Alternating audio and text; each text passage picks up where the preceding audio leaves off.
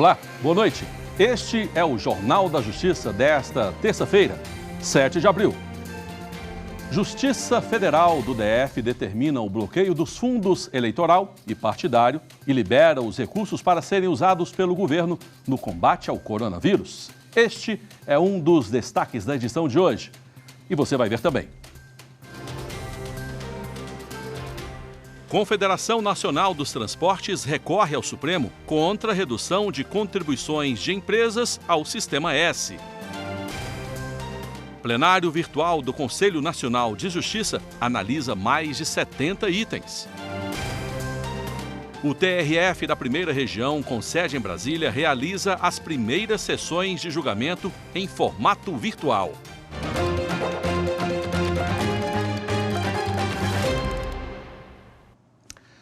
Já são 667 mortes por Covid-19 no Brasil. De acordo com o balanço divulgado pelo Ministério da Saúde, são 13.717 casos confirmados da doença no país. A taxa de mortalidade é de 4,9%. E ainda sobre o novo coronavírus, vamos atualizar os números de processos relacionados ao assunto que já chegaram aqui no Supremo Tribunal Federal. É o que a gente vai ver aqui no painel de ações da Covid-19, que você pode acessar lá no site do STF, no canto superior direito, tem lá o painel, você clica lá e tem acesso a esses números. E esses números são atualizados a cada 5 minutos, hein? Olha só, no momento já chegaram aqui ao Supremo 794 processos. Desses, já houve 522 decisões. Aqui ao lado, você tem as classes, que tipo de processos que já chegaram, que tipo de processos em que já houve decisão. E aqui do lado, mais separado ainda, os tipos de decisões.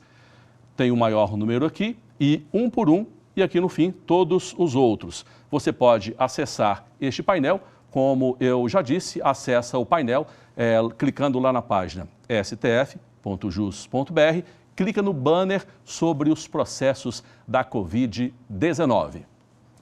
E por causa do feriado da Semana Santa, os prazos dos processos que tramitam no Tribunal Superior Eleitoral vão ficar suspensos de quarta a sexta-feira. Nesse período, não vai ter expediente na Secretaria do Tribunal. Conforme portaria, os prazos processuais que se iniciarem ou terminarem nessas datas serão automaticamente prorrogados para a próxima segunda, dia 13.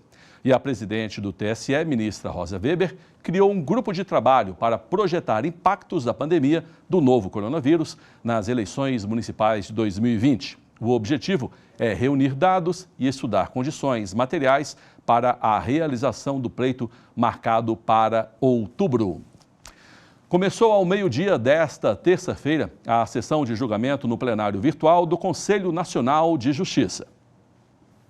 Ao contrário do que aconteceu na semana passada, quando a sessão do CNJ foi realizada por meio de videoconferência, desta vez ela se dará em ambiente virtual, ou seja, sem a manifestação dos participantes em tempo real. São 71 itens na pauta. Os conselheiros têm até às 23h59 do dia 17 de abril para apresentar os seus votos na plataforma digital. O julgamento é considerado encerrado quando forem computados, no horário de encerramento das votações, pelo menos 10 votos e formada a maioria. Dos 71 itens que estão na pauta, 39 deles se referem a recursos administrativos apresentados contra decisões proferidas na ação inicial. Na próxima terça-feira, dia 14, a sessão do CNJ volta a ser realizada por meio de videoconferência, quando então advogados e as partes poderão sustentar as suas posições por meio da plataforma digital. E o ministro Alexandre de Moraes, do Supremo Tribunal Federal, suspendeu por 180 dias o pagamento das parcelas da dívida dos estados do Rio Grande do Norte, Mato Grosso e Sergipe com a União. Os valores devem ser aplicados exclusivamente em ações de prevenção, contenção, combate e mitigação à pandemia causada pelo novo coronavírus. Até o momento, o ministro já deferiu essas medidas emergenciais para outros 14 estados. E no âmbito desses processos que envolvem o novo coronavírus, o ministro do Supremo Tribunal Federal, Ricardo Lewandowski, determinou que redução salarial por acordo individual só terá efeito se for validada pelos sindicatos de trabalhadores. Quem detalha isso para a gente é a nossa consultora jurídica, Karina Zucolotto. Boa noite, Karina. É contigo. Olá, Cristiano. Boa noite para você. Boa noite a todos que nos assistem. Exatamente, essa foi a decisão do ministro Ricardo Lewandowski no pedido que foi feito pelo partido Rede Sustentabilidade e uma ação direta de inconstitucionalidade que questiona dispositivos da medida provisória 936 de 2020, que trouxe medidas trabalhistas para o enfrentamento dessa crise causada pela pandemia do novo coronavírus. No pedido, o partido Rede Sustentabilidade pede a suspensão da possibilidade de acordos individuais serem celebrados sem que uma negociação coletiva seja efetuada quando o assunto se tratar de redução de jornada proporcional, redução do salário dos trabalhadores e ainda um possível acordo individual para a suspensão temporária dos contratos de trabalho nessa fase de crise, de enfrentamento de crise provocada, como eu disse, pela pandemia do novo coronavírus. Segundo o partido Rede Sustentabilidade, esses dispositivos violam direitos constitucionais de proteção ao trabalhador, além da dignidade humana e também dos valores sociais do trabalho e também normas internacionais que teriam sido estabelecidas pela OIT, Organização Internacional do Trabalho. O ministro Ricardo Lewandowski deferiu em parte o pedido do partido Rede Sustentabilidade, entendendo que esses acordos individuais, como você disse, só terão validade se o sindicato representante desses trabalhadores puderem se manifestar acerca dessa validade no prazo de 10 dias, que deverão ser notificados da confecção desse acordo individual, e em caso de silêncio após a notificação e depois desse prazo, o acordo individual deve ser considerado válido. Segundo o ministro Ricardo Lewandowski, a princípio, já que se trata de uma medida liminar, uma violação possível dos direitos fundamentais dos trabalhadores, tidos pela Constituição como cláusulas pétreas e que, de uma certa forma, podem violar também a dignidade da pessoa humana e dos valores sociais do trabalho. Ele lembrou que a assimetria nas negociações que são travadas entre empregadores e empregados é uma realidade nos contratos de trabalho, mas que em acordos individuais sem a participação de sindicatos pode deixar os trabalhadores ainda mais vulneráveis e aí prejudicar todos esses princípios constitucionais. Vamos lembrar apenas que essa decisão do ministro Ricardo Lewandowski, de forma monocrática, em sede de ação direta de inconstitucionalidade, deve ser referendada pelo plenário do Supremo Tribunal Federal para que seja mantida. E esse processo já foi pautado pelo ministro Dias Toffoli para a próxima sessão plenária, que deve acontecer por meio de videoconferência, a gente já vem noticiando aqui, na próxima quinta-feira, dia 16 de abril. Vamos aguardar, Cristiano, se esse julgamento, dentre os vários que estão pautados para as sessões plenárias da semana que vem, vai ser definitivamente julgado e aí referendada ou não essa medida liminar e os outros processos que também questionam essas medidas provisórias do governo. É com você. Obrigado, Karina. Belo resumo aí do que aconteceu hoje aqui no STF e do Judiciário em geral. Muito obrigado. E o ministro Ricardo Lewandowski também é relator da ação da Confederação Nacional do Transporte, que questiona medida provisória que reduziu pela metade contribuições ao Sistema S. A Confederação pede a suspensão da norma que destina 7% do valor arrecadado durante os próximos 3 meses. Segundo a CNT, o valor representa o dobro do que prevê a legislação e configura o empréstimo compulsório dos valores para a União, o que não poderia ser feito por MP.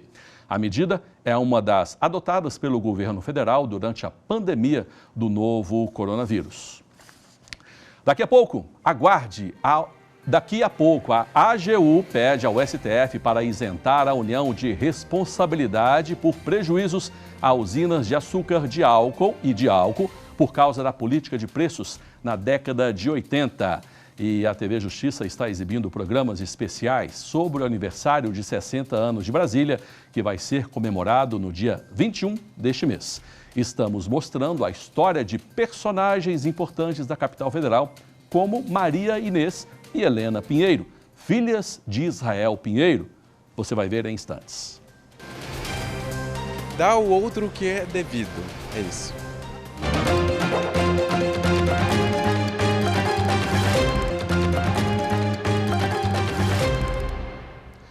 A Advocacia Geral da União pediu ao Supremo Tribunal Federal para isentar a União de responsabilidade por prejuízos a usinas de açúcar e álcool por causa da política de preços adotada no fim da década de 80. O recurso, que tramita no Supremo, está previsto para ser julgado no dia 10 de abril, em plenário virtual. Mais de 290 usinas pedem no Supremo indenização por causa de supostos prejuízos provocados pela política de preço adotada pelo extinto Instituto do Açúcar e do Álcool, uma autarquia do governo federal criada para controlar a produção de açúcar e álcool no Brasil. Segundo a AGU, não há provas que a atuação da autarquia tenha provocado prejuízos às usinas. Ao contrário, muitas empresas registraram lucros elevados à época. A Advocacia Geral da União estima o prejuízo de pelo menos 72 bilhões de reais aos cofres públicos, caso a União seja responsabilizada pelos supostos prejuízos. A AGU pede para que as usinas provem os prejuízos por meio de documentos contábeis. Ministra do Superior Tribunal de Justiça nega pedido de liminar a acusado de participar de golpe do empréstimo fácil. Em decisão monocrática, a ministra do STJ, Laurita Vaz, negou o pedido de liminar a um homem condenado a mais de 9 anos de reclusão e multa pelos crimes contra as relações de consumo, associação criminosa, falsificação de documento público e falsidade ideológica. Segundo o processo, o réu se associou a outras pessoas para a prática de inúmeros golpes do empréstimo fácil, que consistia na promessa falsa de liberação de crédito mediante pagamento de taxas e entrada. No pedido de habeas corpus, a defesa solicitou o reconhecimento da consunção entre o crime contra as relações de consumo e a falsidade ideológica, uma vez que, para a defesa, esta última foi um meio para alcançar o objetivo final de induzir o consumidor ou usuário a erro. A consunção é um princípio do direito penal, que determina que, na prática de 2 crimes, sendo um deles meio para se atingir o segundo, você vai aplicar apenas a pena do crime mais grave. E por que existe esse princípio? Porque se não houvesse isso, você aplicaria a pena dos 2 crimes. Então, o réu tem uma pena reduzida por causa disso. A relatora do habeas corpus, ministra Laurita Vaz, afirmou que as condenações pela falsidade ideológica devem ser mantidas, uma vez que se referem aos documentos falsificados. Ao analisar o pedido da defesa, Laurita Vaz não verificou ilegalidade no afastamento da consunção, exatamente porque a Corte de Origem considerou que os crimes foram praticados em diferentes contextos.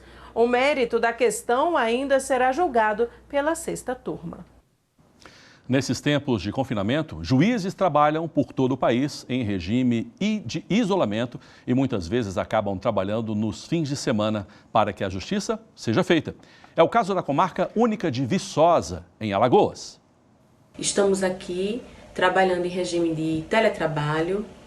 Houve uma reestrutura nesse sentido, mas eu e minha equipe continuamos aqui fazendo os serviços que temos que fazer. Por hora, o atendimento ao público está suspenso, bem como as audiências, mas os processos estão sendo resolvidos.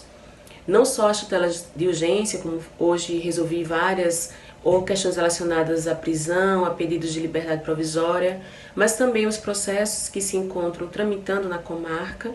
Estamos dando andamento porque o judiciário não pode parar. E apesar dessa situação que nós estamos vivendo, houve essa reestrutura mínima para que pudéssemos continuar nossos trabalhos e assim estão sendo feitos. O Tribunal Regional Federal da Primeira Região, com sede em Brasília, realizou as primeiras sessões de julgamento em formato virtual. A ideia é manter a prestação jurisdicional e o funcionamento da Corte, apesar das medidas de controle e redução de atividades presenciais em meio à pandemia do coronavírus. Logo que o isolamento social foi recomendado pela Organização Mundial da Saúde para conter o avanço do novo coronavírus e o Conselho Nacional de Justiça estabeleceu o regime de plantão extraordinário no Poder Judiciário, O presidente do Tribunal Regional Federal da Primeira Região, desembargador federal Carlos Moreira Alves, publicou uma portaria instituindo sessões de julgamento virtual no âmbito do TRF1, experiência bem-sucedida de outras cortes, como o Supremo Tribunal Federal. Pela resolução publicada em 27 de março, os processos judiciais eletrônicos cadastrados na plataforma do PJE e que estavam no cronograma de julgamentos das turmas, sessões e corte especial devem ser apreciados virtualmente.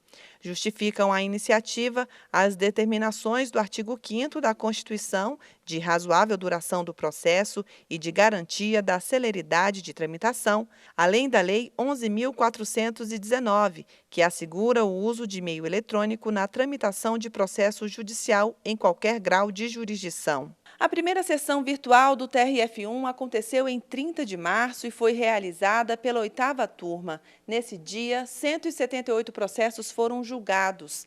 Na quarta-feira, 1º de abril, a 5ª turma também se conectou para apreciação de processos. No dia 2, foi a vez da Corte Especial.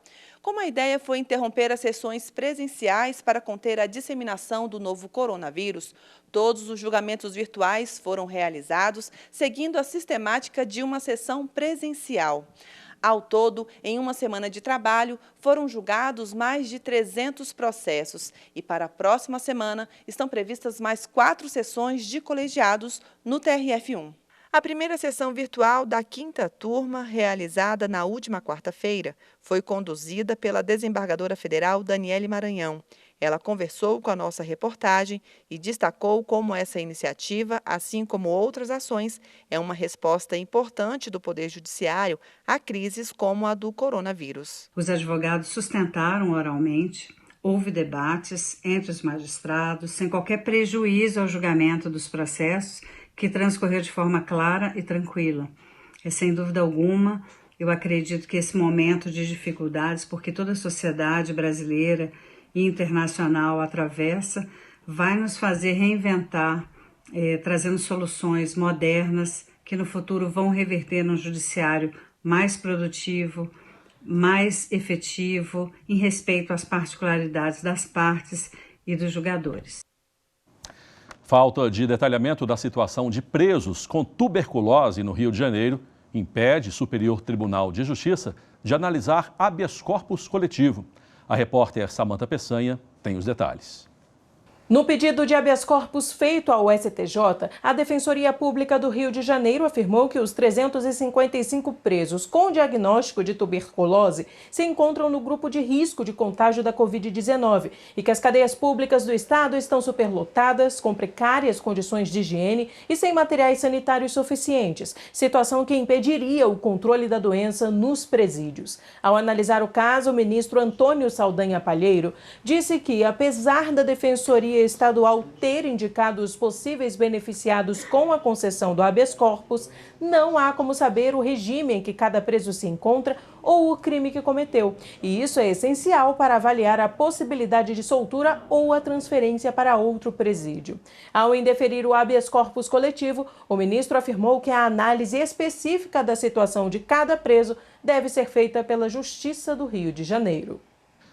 O Tribunal Regional do Trabalho da 2ª Região suspendeu decisão que obrigava o iFood a pagar entregadores afastados por causa da Covid-19. A desembargadora plantonista Doris Ribeiro Torres Prima entendeu que aplicativos de entrega não podem ser considerados empregadores nos parâmetros da CLT, pois se trata de uma atividade compartilhada. Na decisão, a Justiça do Trabalho em São Paulo havia determinado o pagamento de ao menos um salário mínimo aos entregadores infectados ou que fossem parte do grupo de risco da doença. A Polícia Federal prendeu nesta terça-feira um belga que estava na lista vermelha da Interpol. De acordo com a polícia, o belga de 32 anos cometeu os crimes de furto, roubo e incêndio de talões de pensão.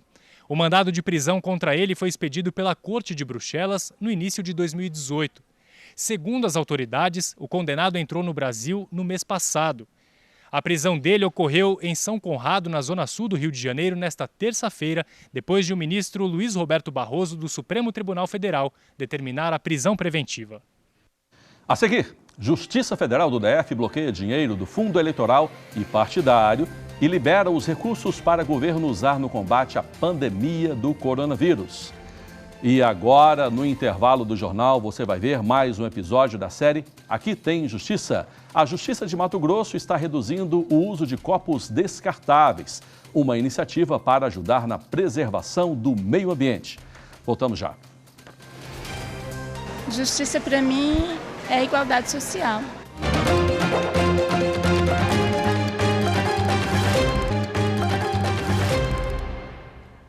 A Justiça Federal em Brasília determinou o bloqueio de recursos do fundo eleitoral e do fundo partidário e põe a verba à disposição para o combate à Covid-19.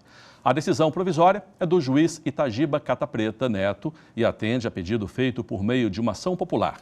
De acordo com o magistrado, a pandemia é grave e tem afetado de forma avassaladora a vida do país. Ainda segundo o juiz, nesse contexto, a manutenção de fundos à disposição de partidos políticos, ainda que no interesse da cidadania, se afigura contrária à moralidade pública e aos princípios da dignidade da pessoa humana. A decisão deixa a critério do presidente Jair Bolsonaro o uso de recursos em favor de campanhas de combate à doença ou para amenizar suas consequências econômicas. A vice-presidência do TST realizou a reunião preparatória da CONAPROC, Comissão Nacional de Promoção da Conciliação. O primeiro encontro do ano foi online por causa do novo coronavírus. O objetivo da comissão, instituída em 2016, é pensar políticas de mediação e conciliação na Justiça do Trabalho. O repórter Pablo Lemos tem outras informações. A reunião online foi conduzida pelo vice-presidente do TST e coordenador da CONAPROC, ministro Vieira de Mello Filho. Estiveram presentes o ministro Cláudio Brandão e juízes que representam as 6 regiões geoeconômicas e atuantes em solução de conflitos. O encontro teve como objetivo mapear questões e providências a serem tratadas na reunião de instalação da CONAPROC, que será realizada em composição plena na semana que vem. A vice-presidência do TST informou que vem implementando de forma acelerada diversas iniciativas que os magistrados do trabalho possam conduzir mediações e conciliações por meio de videoconferência. Desde março, o TST adotou diretrizes excepcionais diante da pandemia do novo coronavírus. Começa na próxima quinta-feira o pagamento do auxílio emergencial de R$ 600 para os trabalhadores informais, autônomos, microempreendedores, pessoas de baixa renda que já fazem parte do Cadastro Único e do Bolsa Família. O governo estima que a medida pode beneficiar até 25 milhões de brasileiros que não fazem parte do Cadastro Único. A designer de sobrancelhas Jade Barbosa é do grupo que pode receber o auxílio emergencial. Ela é trabalhadora autônoma. A gente está se virando aqui como pode, com as reservas. Hoje eu fui lá na minha mãe buscar, ela fez umas marmitas pra gente, sobrevivendo de ajudas, graças a Deus. Os R$ 600 de auxílio emergencial serão pagos a quem já está incluído no Cadastro Único, ao trabalhador informal que ainda não está no cadastro, ao contribuinte individual do INSS, microempreendedor individual, chamado de MEI, e ao beneficiário do Bolsa Família. O auxílio será concedido por 3 meses. Quem não está no cadastro e não recebe o Bolsa Família, ou seja, é informal, MEI ou autônomo, precisa se inscrever pela internet.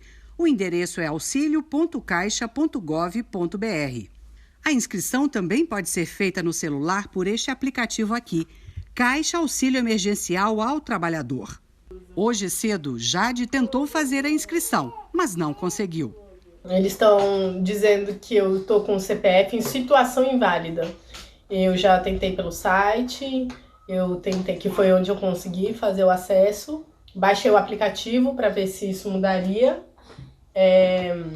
No aplicativo deu a mesma informação e agora eu estou numa situação que eu não sei realmente como que fica. As transferências começam na próxima quinta-feira. A data certa varia de acordo com a situação de cada beneficiário. Quem tem o Bolsa Família vai receber sempre na mesma data, segunda quinzena do mês. Para ter direito ao benefício é importante lembrar: a pessoa não pode ter carteira assinada e possui limite de renda. O rendimento individual não pode passar de meio salário mínimo, ou a renda total da família não pode ser maior do que 3 salários mínimos. Segundo o governo, quem estiver com saldo negativo no banco está protegido. O dinheiro do auxílio emergencial não vai saldar débitos anteriores na conta. O Tribunal de Justiça de São Paulo lançou canal online para atendimento a mulheres que têm dúvidas sobre violência doméstica. Veja essa e outras notícias com a repórter Fernanda Porto. O canal pode ser acessado por meio do site do Tribunal de Justiça de São Paulo. A medida foi feita em razão do isolamento social e por causa da queda no número de atendimentos presenciais sobre violência contra a mulher. A ideia do TJ paulista é prestar informações claras para todas as mulheres que estão em casa e possam ter dúvidas se estão ou não enfrentando uma situação de violência. E a quarentena não está atrapalhando as ações do programa Justiça Itinerante do Rio de Janeiro. Desde o começo das medidas de contenção da Covid-19, os atendimentos do programa estão sendo feitos por telefone ou e-mail. Mais de 250 pessoas já foram atendidas nessa época de pandemia. Quem precisar do serviço, basta acessar o site do Tribunal de Justiça do Rio. Já no Distrito Federal, a Companhia Energética de Brasília foi condenada a pagar indenização por danos morais a dono de sorveteria que foi cobrado de forma indevida. Segundo o processo, a Companhia de Energia cobrou uma conta que não era de responsabilidade do comerciante, além de incluir o nome do consumidor no cadastro de inadimplentes. A indenização foi fixada no valor de R$ 5.000. E a Ordem dos Advogados do Brasil, a Conferência Nacional dos Bispos do Brasil, a Comissão Arnes e outras entidades fizeram o Pacto pela Vida e pelo Brasil. A ação busca a união de todos, desde cidadãos, entidades e governos, para enfrentar a crise econômica sanitária causada pela pandemia do novo coronavírus.